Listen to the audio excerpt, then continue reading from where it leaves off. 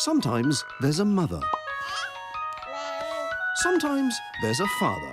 Sometimes there's a father and a father. Sometimes both fathers are mothers. Sometimes there's a mother, father, grandmother, grandfather, weird aunties with funny hats, a butler, and old uncles who do nothing but eat rare, smelly cheese. Rare. Smelly. And sometimes there's no one at all. But sometimes there are boxes.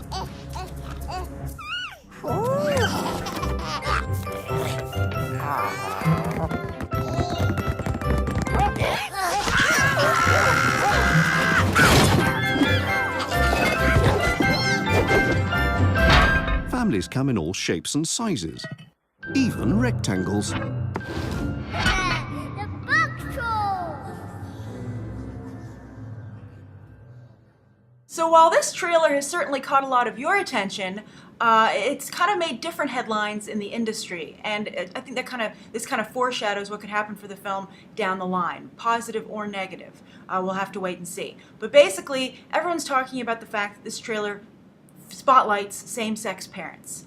And they, the Hollywood Reporter ran a big cover story about this, and they reached out to Travis Knight, who is the CEO of Leica and also a stop-motion animator himself. But interestingly, he is also the son of Nike founder Phil Knight, and it's interesting to see these second-generation children getting into Hollywood. Just like the Ellisons from Oracle, Larry Ellison's children, Megan and David, are getting into Hollywood as well. So they get all their parents' money, and they decide to go and kind of, to some degree, buy their way into Hollywood. But so Travis Knight was talking about this, and he said, we don't have any agenda, we don't have any political agenda, we're just trying to tell a good story. And Boxtrolls is about, the families come in any shapes and size. But at the same time, this is a very big debate, at least here in the United States, about same-sex marriage and what the definition of family. So I don't know if it was intentional, but Boxtrolls is on track to be at the center of this, the eye of the storm. And that could either work for the film or against it. It's funny to see how Hollywood really caters to, the Christian community here in this country.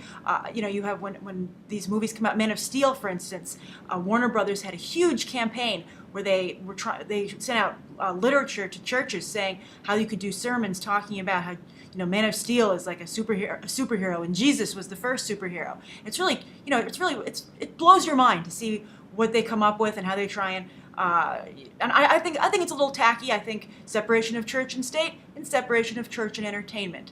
But so we'll see if this helps Boxtrolls and propels it forward, or if it makes people, it hurts it in terms of a box office appeal, especially in Middle America.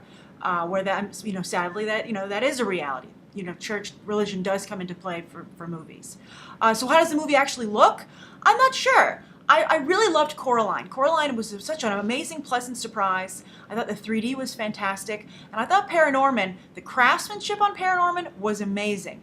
But I felt the story went a little off the rails, and I thought the story was a little weak. I think, structurally, it didn't have a payoff, and it just kind of meandered a little bit.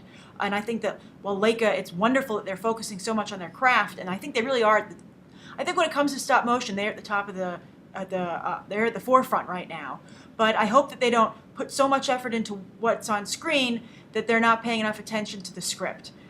So that's my only concern about Boxtrolls. And also, though, it has a look to it.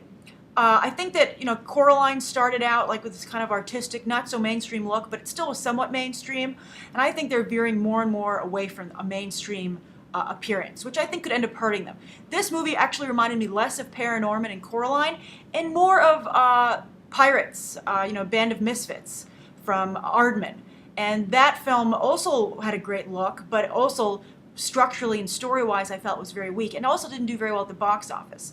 So I think this film, politically might have some problems, and I also feel in terms of appeal just visually, even though it'll appeal to hardcore fans, I wonder if, the people who go and see Despicable Me 2 and, Monsters University are going to be interested in something like this, which I think lacks kind of a warm, cute factor, which is very integral to to movies in general. As I've often said, if you look at the top 10 grossing films of all time, they're all very bright, warm, cheerful movies visually. So something to consider. But I'll go see this. I'm a big fan of Leica's work, and I'm excited to see how it stands up. Because even though, as I said, I had problems with Paranorman, I still not enough that I'm going to give up on the production company. So what do you think? I know a lot of you are excited about this. I got a lot of requests to talk about Boxtrolls, so be sure to write your thoughts down below. And thank you for coming to be on the trailer for the latest trailers and these quick snapshot reviews. Thanks for watching. Bye.